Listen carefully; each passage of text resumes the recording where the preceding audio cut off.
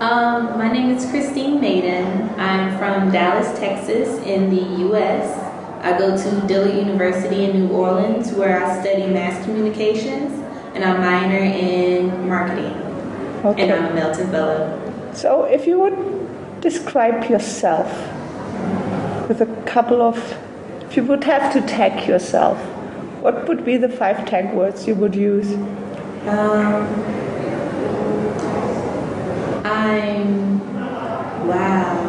I'm very generous. I believe in giving to others. That's one of my main mottos: give to those who cannot give to themselves. I'm very caring. I like to take care of others. My friends, they know that I will always take care of them, even if I don't have anything. I'm very dedicated. When it comes to my work, I'm a very hard worker. I don't want to slack off on anything because it will reflect my own self. People will say, "Oh, Christine, she never does anything.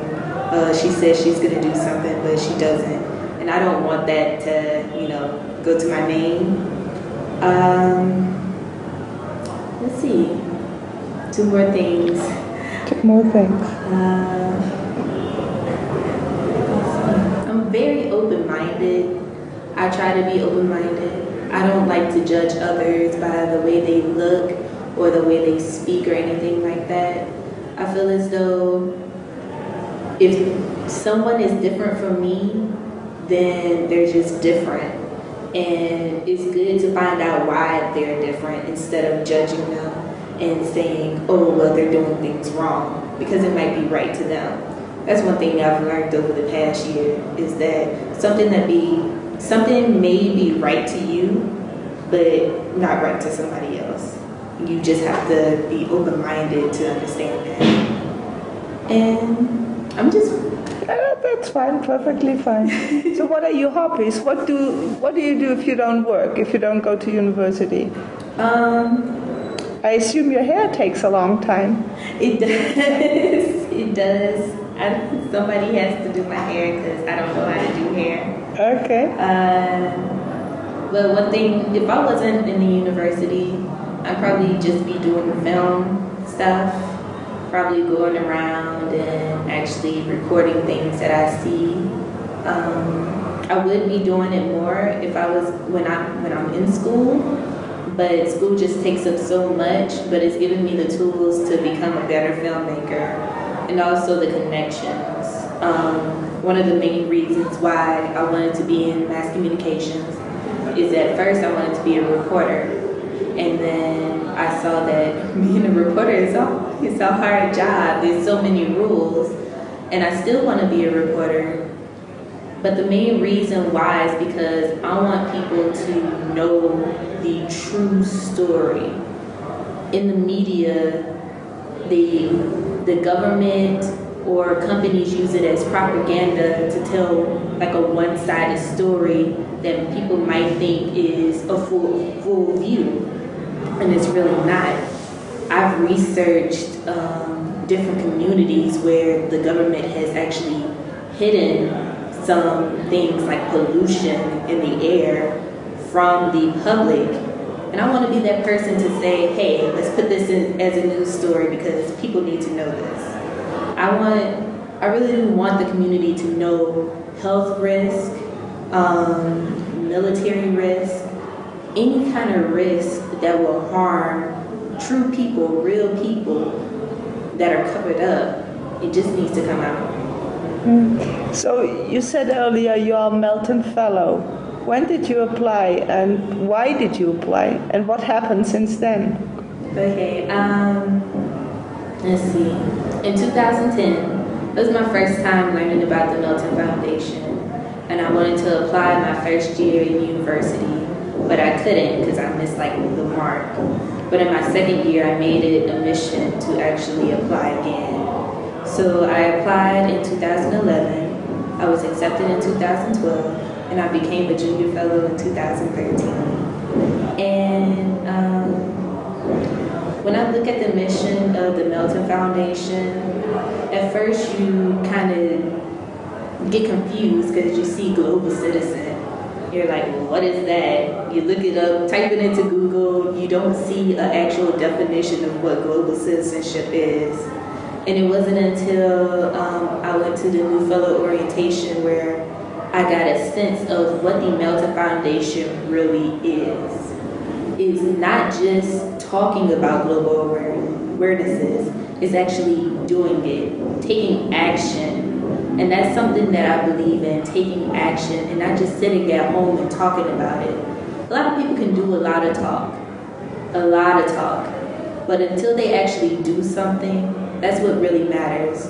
And the Melton Foundation actually prepares young students from around the world to come together with a different mindset and actually go and find solutions so they can take actions within their company and outside their country. Oh, I said company. I'm so sorry. That's okay. What does global citizenship mean to you, Kristen? A global citizen can be anybody in the world, and you might not know who it is. It's somebody who sees a problem. They talk about the problem, spread the word, and actually help create solutions to that problem. A global citizen could be a simple doctor that goes into a small country, or just a simple bus driver who sees a homeless person that needs a ride, and they go and let them on the bus for free. There's somebody who wants to change a certain situation, and they actually do it. So that's what a global citizen is to me. Mm-hmm. So you've been here now for almost a week, right? Yes. What is your takeaway so far? My takeaway from India or from the... From the conference. From the conference, okay. Let's see. Well, from the conference, one, this is my first time meeting everyone in the Melton Foundation. So it's really nice just meeting new people from the different countries.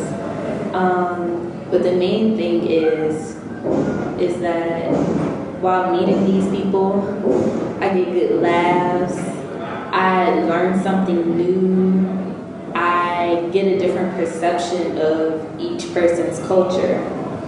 And that's just it's not even with the workshops, it's just talking to them.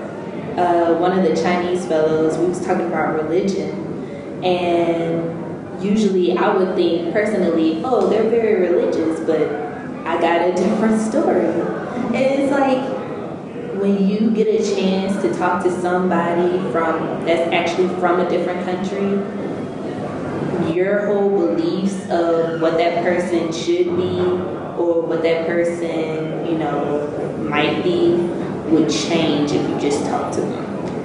So it made me realize that, not everything is what the media or TV or anything seems, because unless you talk to somebody, you're going to get the truth. So, and what is the takeaway from India so far? So far, I had a different perception of India. When I look in the news media, I see like the slums and everything like that, or I see the nice buildings from the different companies that stay here in India to work. But I've seen just so many different things, like the people. It's a lot of people that walk around. They have a lot of motorcycles. Everyone has the same phone as me. Let's see. There's dogs just walking around and they're so relaxed and not barking at anyone. These are just things that surprise me, because in America, if we see a dog, we'll call the dog catcher and the dogs will be barking at us and people will be scared. But it's so The dogs are so like relaxed here. We don't usually have to deal with traffic all around all the time, just on highways. And they make the traffic work for them. Like they'll be speeding around the traffic. And before I came here, my parents, they made me a little bit scared to come because they have a perception of what India is. And I know that that perception that they have, it might not be the right perception. So when I actually came, I felt more relaxed because I knew that their perception was old school and my perception is going to be new school.